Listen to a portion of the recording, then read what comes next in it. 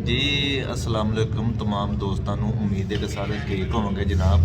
हो सब खैरियत है जनाब अज एक कम गए सा उतों वापसी आए मेरे नाल तलहा भाई साहब ने तो शेख ज़ियाद साहब ने लीडर ने साढ़े माशाल्लाह उन्होंने नाल आए सी इतने पीरे दुकान पर आए हैं शेख साहब की कुछ लवाया कि सानू खवान लगे हो की मामला यार दसो जरा को यार ਅਸੀਂ ਅੱਜ ਇੱਥੇ ਆਏ ਨੇ ਤੁਰਕਿਸ਼ ਡੋਨਰ ਤੇ ਪਾਸ਼ਾ ਤੁਰਕਿਸ਼ ਡੋਨਰ ਹੈ ਜੀ ਕਿਹੜੀ ਜਗ੍ਹਾ ਭਗਵਾਨਪੁਰੇ ਰੋਡ ਤੇ ਅਸੀਂ ਇਹਨਾਂ ਕੋਲ ਕਰਾਉਨ ਪੀਜ਼ਾ ਮੰਗਵਾਇਆ ਜੇ ਤੁਰਕਿਸ਼ ਡੋਨਰ ਕਬਾਬ ਇਹ ਦੋ ਤਿੰਨ ਚੀਜ਼ਾਂ ਇਹਨਾਂ ਦੇ ਟਰਾਈ ਕਰਾਂਗੇ ਅੱਜ ਦੇਖਦੇ ਹਾਂ ਕੀ ਰਿਜ਼ਲਟ ਮਿਲਦਾ ਹੋਰ ਤੁਸੀਂ ਸੁਣਾਓ ਇੱਕ ਹੋਰ ਖਾਣਾ ਤੇ ਦੱਸੋ ਨਹੀਂ ਬਹੁਤ ਮਿਹਰਬਾਨੀ ਜਨਾਬ ਤੁਸੀਂ ਹਮੇਸ਼ਾ ਅਸੀਂ ਜਿੱਥੇ ਜਾਂਦੇ ਆ ਹਮੇਸ਼ਾ ਤੁਸੀਂ ਸਾਨੂੰ ਗਾਈਡ ਕੀਤਾ ਕਿ ਭਾਈ ਇਹ ਚੀਜ਼ ਅੱਛੀ ਹੈ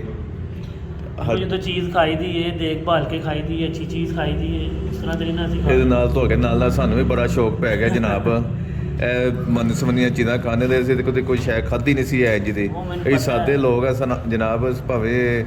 ਸ਼ਹਿਰ 'ਚ ਰਹਿੰਦੇ ਆ ਕੰਮ ਪਿੰਡ ਵਾਲੇ ਨੇ ਸਾਡੇ ਬਿਲਕੁਲ ਮੈਨੂੰ ਪਤਾ ਹੈ ਤੁਸੀਂ ਤਾਂ ਸਭ ਤੋਂ ਅੱਛੀ ਚੀਜ਼ ਨਾਨ ਸ਼ਾਮੀ ਸਮਝਦੇ ਸੋ ਮੱਲੇ 'ਚ ਬਿਲਕੁਲ ਹੈ ਜੀ ਵੇਖੋ ਨਾ ਇੰਨੀਆਂ ਚੀਜ਼ਾਂ ਅੱਲਾ ਦੀਆਂ ਨਿਯਮਤਾਂ ਨੇ ਇਹ ਸਾਰੀਆਂ ਚੀਜ਼ਾਂ ਖਾਓ ਨਾ ठीक हो गया तलहा भाई ने पूछो जी तलहा भाई क्या हाल है ठीक है अल्हम्दुलिल्लाह सदर साहब आप सुनाए ठीक है पंजाबी की गल हो रही है और सदर साहब आप ठीक है अल्हम्दुलिल्लाह जनाब ਅਸੀਂ ਇੱਥੇ ਆਏ ਅੱਜ ਖਾਣਾ ਸ਼ਾਨਾ ਖਾਣ ਅਸੀਂ ਕਿਹੜਾ ਪੀਜ਼ਾ ਭਾਈ पाशा पिज़्ज़ा नहीं से जी हम पहले भी यहाँ पे एक मरतबा आ चुके हैं तब ये तकरीबन 1 साल पुरानी बात है तब हमने टेस्ट किया था तो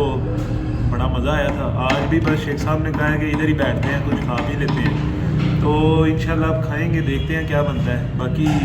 ऑर्डर तो आज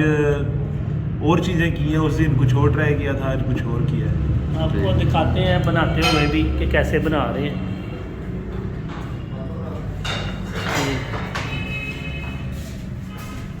ये लाइव कुकिंग हो रही है सारी ये देखें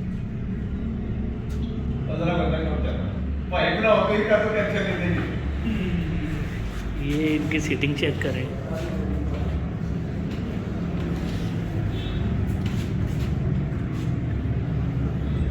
ले जनाब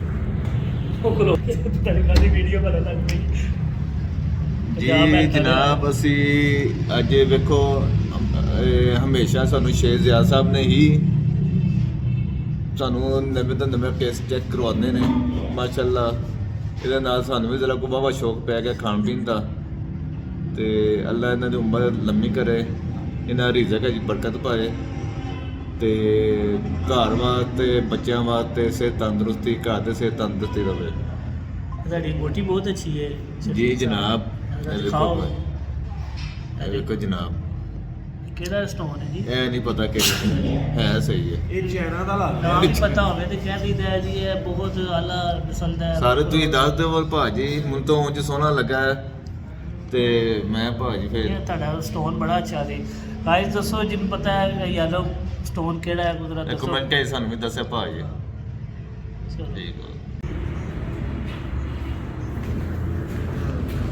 ये देखिए जी ये आया है जी हमारा खाना ये सैलड